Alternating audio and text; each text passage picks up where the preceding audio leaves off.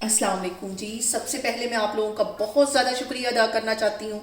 जिस तरह कमेंट्स में आप मेरी हौसला अफजाई करते हैं और मेरी रेसिपीज़ को पसंद करते हैं। आज मैं बनाने लगी हूँ बहुत ही डिफरेंट तरीके के साथ खीर, और इस दुआ के साथ हम इसको बनाना शुरू करते हैं कि जहाँ रहें हंसते रहें और हंसाते रहें। तो चलें जी, इसे मिल के बनाते हैं। और यहाँ पे ये ज़बरदस्त सी खीर बनाने के लिए मैंने 5 टेबल स्पून के करीब चावल ले लिए, और इसे तकरीबन आधा घंटा पहले मैंने भिगो के रख दिया। भिगोना चावलों को बहुत ज़रूरी होता है। और दूसरी साइड पे मैंने कढ़ाई के अंदर 1 गिलास के जितना पानी डाल दिया और इसको गर्म होने के लिए रख दिया। अब ये जो चावलों का पानी, इसको मैं ड्रेन करती हूँ, फिर मैं आपको दिखाती हूँ। और यहाँ पे देखें जी, पानी हल्का सा गर्म हो गया है। अब इसके अंदर ये मैं चावल जो है ये डाल दूँगी। और यहाँ पे देखिए जी, चावलों को डालने के बाद इसमें बॉयल आना शुरू हो गया है। 2-3 मिनट मैं इसका वेट करूँगी, तो फिर इसमें से मैं आधे जो चावल हैं वो बाहर निकाल लूँगी। और यहाँ पे देखें जी, चावलों को पकते हुए तकरीबन 5 मिनट हो गए। अब इसके अंदर से मैं आधे चावल निकाल लूँगी। आधे चावल मैं एक बाउल में डाल लूँगी और आधे मैं ऐसे ही पकने दूँगी। और यहाँ पे मैंने ले लिया है एक ग्राइंडर जग, और इसके अंदर 2 स्लाइस ये ब्रेड के मैंने ले लिए हैं। इसको ऐसे रफ सा तोड़ लेना है, इसके किनारे नहीं अलग करने, इसके साथ किनारों समेत इसके अंदर मैं डाल दूँगी। इसके साथ ही 4 सब्ज़ इलायचियाँ ये इसमें चली जाएंगी, और ये जो मैंने बॉयल चावल निकाले ये भी ग्राइंडर के अंदर डाल दूँगी। और इसके साथ ही 1 प्याली के जितना खोया है ये इसमें चला जाएगा, और इसके अंदर आधा कप के जितना मैं दूध डाल दूँगी ताकि आसानी से ये ग्राइंड हो जाए। इसे मैं ग्राइंड करके लेके आती हूँ, फिर मैं आपको दिखाती हूँ।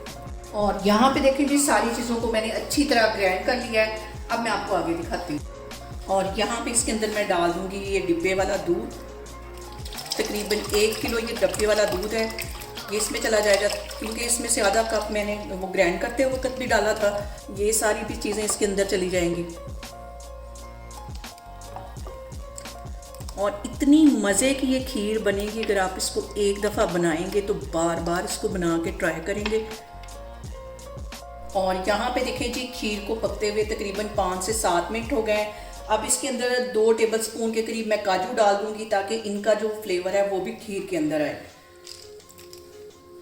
और यहाँ पे देखें जी, खीर को पकते हुए तकरीबन 15 मिनट हो गए। इसे मैं दूसरे चूल्हे पे शिफ्ट करती हूँ, फिर मैं आगे आपको दिखाती हूँ। और यहाँ पे मैं लेती हूँ दूसरा पैन, और इसके अंदर मैं डाल दूँगी आधा कप के जितनी चीनी, और इसके साथ ही 2 टेबल स्पून के करीब इसमें मैं पानी के डाल दूँगी। और चीनी को हम कैरमलाइज कर लेंगे। इसको 3-4 मिनट में पकाऊंगी तो चीनी जो हमारी है वो मेल्ट होना शुरू हो जाएगी। और यहाँ पे देखिए जी, चीनी हमारी कैरमलाइज हो गई है। अब इसके अंदर मैं डाल दूँगी 2 टेबल स्पून के करीब पानी। उससे इसका जो कलर है वो मज़ीद निखर के आएगा। चीनी भी मुझे गला दी है, और आपने थोड़ा सा हट के चूल्हे से ये काम करना है। और ये पानी डालने के बाद इसको तकरीबन 2 मिनट के लिए मैं मज़ीद अच्छी तरह पका लूँगी। और यहाँ पे जो मैंने चीनी कैरमलाइज करके रखी थी, अब इस खीर के अंदर हम डाल देंगे।